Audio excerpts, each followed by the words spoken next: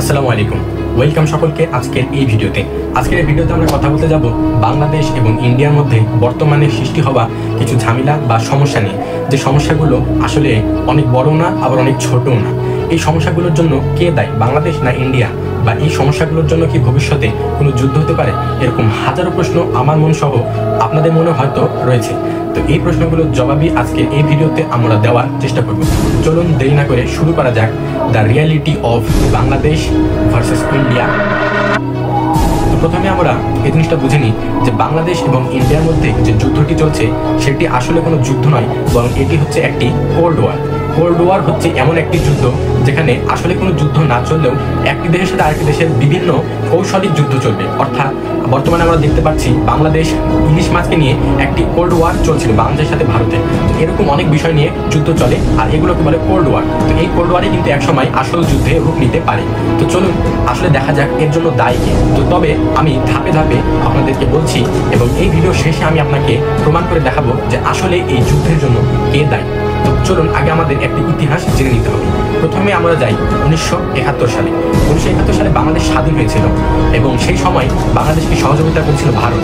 এটি অস্বীকার করার মতো কোনো কথা নয়। অবশ্যই ভারত কিন্তু বাংলাদেশকে মহান স্বাধীনতা যুদ্ধে 1971 সালে বিজয় আনতে অনেক বেশি সহযোগিতা করেছিল। এবং সেই সময়কার প্রধানমন্ত্রী বা প্রেসিডেন্ট বলা চলে শেখ মুজিবুর রহমান কিন্তু ভারতের পক্ষের লোক ছিল।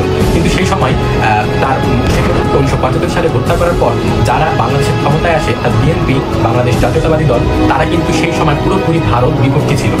আরও এবং স্বাধীনতা যুদ্ধে সরাসরি বাংলাদেশ জামাত ইসলামী ইন্ডিয়ার বিপক্ষে যায়। তবে বিএনপি কিংবা জামাত কেউ কিন্তু ভারতের 150 কোটি মানুষের বিরুদ্ধে যায়নি। বিএনপি কিংবা জামাত তারা গেছিল হচ্ছে বাংলাদেশ এবং বাংলাদেশকে রক্ষা করার জন্য। ভারতের সাধারণ কিছু মানুষের বিপক্ষে গেছিল বাংলাদেশ জামাত ইসলামী এবং বিএনপি। এই সাধারণ মানুষগুলো আসলে কারা? এই সাধারণ মানুষগুলো সেই সময়কার কারা তা না বলে যদি বর্তমানে বলি, তাহলে বর্তমানে পিএম মোদির মতো লোকজনকেই তখনকার বিএনপি এবং জামাত তাদের সহযোগিতা নিয়ে স্বাধীনতা যুদ্ধে অংশগ্রহণ করতে চায়নি। কেননা ভারতের কিছু কিছু লোক আছে যারা মুসলমান এবং হিন্দুদের মধ্যে ঝামেলা সৃষ্টি করে নিজেরা ফায়দা লুটতে চায়, এবং এটি পছন্দ করেনি বিএনপি এবং জামাত। বিএনপি এবং জামাত চাইতো ভারতের ওইসব লোকের কাছ থেকে সাহায্য না নিতে, কেননা বিএনপি এবং জামাত ভালো করেই জানতো যে ভবিষ্যতে ওইসব লোকেরা বাংলাদেশকে চুষে খাওয়ার চেষ্টা করবে। তো ঘটনা ঘটিয়ে যায় 2009 সালে। অর্থাৎ সেই সময় বঙ্গবন্ধু ভারতের পক্ষে ছিল এবং এরপর থেকে বিএনপি ক্ষমতায় আসার পর, অর্থাৎ জিয়াউর রহমান ক্ষমতায় আসার পর ভারত বিদ্বেষী মনোভাব নিয়ে রাষ্ট্র পরিচালনা করা শুরু করে জিয়াউর রহমান। কিন্তু সমস্যা হয় 2009 সালে।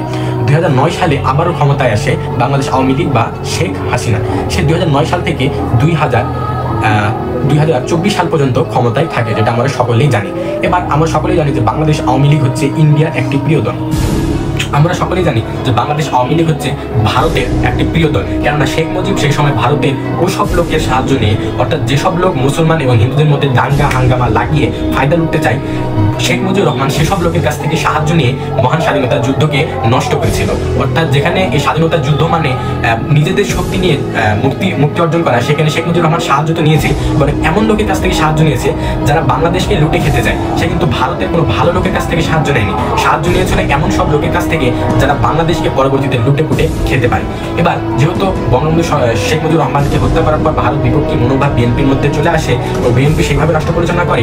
এই জন্য 2009 সালে আমি আবারও বলছি, 2009 সালে যখনই শেখ হাসিনা ক্ষমতায় আসে, তখন ভারত শেখ হাসিনা বা বাংলাদেশ আওয়ামী লীগকে পূর্ণ সমর্থন দেওয়া শুরু করে এবং বাংলাদেশ আওয়ামী লীগ ও শেখ হাসিনার উপর ভর করে বাংলাদেশকে লুটে পুটে চুষে খাওয়া শুরু করে ভারতের সেই সব দাঙ্গা হাঙ্গামা লাগিয়ে লুটপুটে খাওয়া সেই সব মানুষেরা।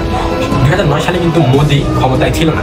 মোদি যখন ক্ষমতায় আসে তখন সেই জাতীয় লোকদের যারা মুসলমান এবং হিন্দুদের মধ্যে দাঙ্গা হাঙ্গামা লাগিয়ে ফায়দা লুটতে চায়, সেসব লোকের মধ্যে অন্যতম হয়ে ওঠে এই পিএম মোদি।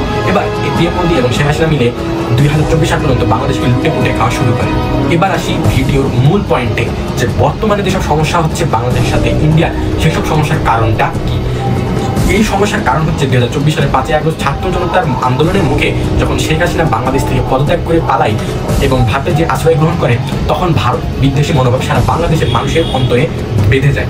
এবার যেহেতু ভারত বিদ্বেষী মনোভাব বা ভারতের মধ্যে বেঁধে গেছে, এই জন্য ভারত যেহেতু আওয়ামী লীগকে সমর্থন করতো, আওয়ামী লীগ যেহেতু এখন পতন হয়ে গেছে, এই জন্য ভারত বাংলাদেশের বিরুদ্ধে, বিশেষ করে ডক্টর ইউনূস সরকার, বিএনপি এবং জামাতের বিরুদ্ধে বেশি প্রোপাগান্ডা করা শুরু করে। কেননা ভারত তো সেই সব লোকেরা তো বাংলাদেশকে আওয়ামী লীগের দ্বারা চুষে খেত।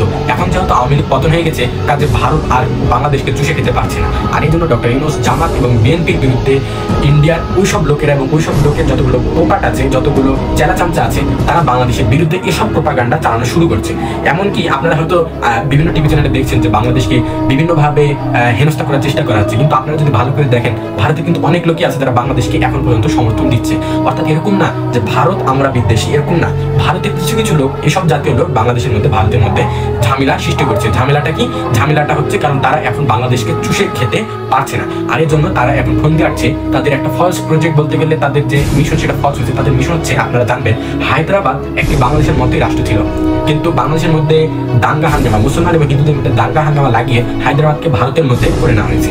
এবার আপনারা কিন্তু বুঝতে পারছেন ৫ আগস্টের পর থেকে বাংলাদেশের মুসলমানদের সাথে বাংলাদেশের হিন্দুদের কিছু ঝামেলা লাগানোর চেষ্টা করা হচ্ছে। যদিও আল্লাহর রহমতে এই ঝামেলা যেগুলো লাগানোর চেষ্টা করা হচ্ছিল সেগুলো সফল হয়নি।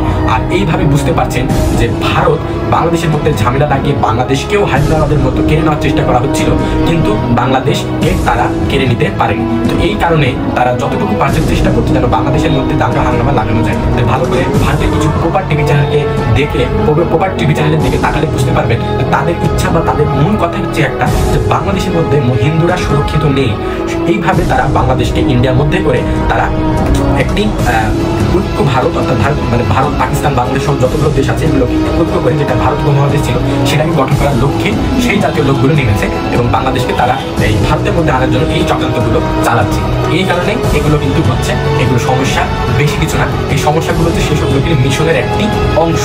এই সব বিষয়গুলো হচ্ছে মিশনের একটি অংশ। এবং কি লাস্ট একটা কথা বলে দিই, শুধু বাংলাদেশই না, ভারতের দিকেও যদি আপনি তাকান তাহলে বুঝতে পারবেন যে ভারতে হিন্দুদেরকে বোঝানো হচ্ছে একই কথা, যে ভারতে হিন্দুরা সুরক্ষিত নেই, ভারতে হিন্দুরা সুরক্ষিত নেই, ভারতে হিন্দুদেরকে অনেক কষ্ট দেওয়া হচ্ছে। কিন্তু আসলে কিন্তু না, হিন্দুরা কিন্তু আলহামদুলিল্লাহ কোনো জায়গায় অসুবিধা নেই। বাংলাদেশেও অসুবিধা নেই, ইন্ডিয়াতেও অসুবিধা নেই। ইন্ডিয়াতে এবং বাংলাদেশে দুইটি জায়গায় হিন্দুদেরকে অসুবিধা আছে এবং মুসলমানরা নিপীড়িত। এই কথা দুটি বুঝিয়ে দুইটার মধ্যে দাঙ্গা ভাঙ্গা লাগিয়ে পিএম মোদির মতো, আমি আবার বলছি, পিএম মোদির মতো লোকদের ফায়দা হাসিল করা হচ্ছে তাদের মূল উদ্দেশ্য। এজন্য আজকের ভিডিওর মূল কথাই হচ্ছে এটা, যে ভারতের সাথে বাংলাদেশের বর্তমানে যেসব ঝামেলা সৃষ্টি হচ্ছে, এই ঝামেলাগুলোর মূল কারণই হচ্ছে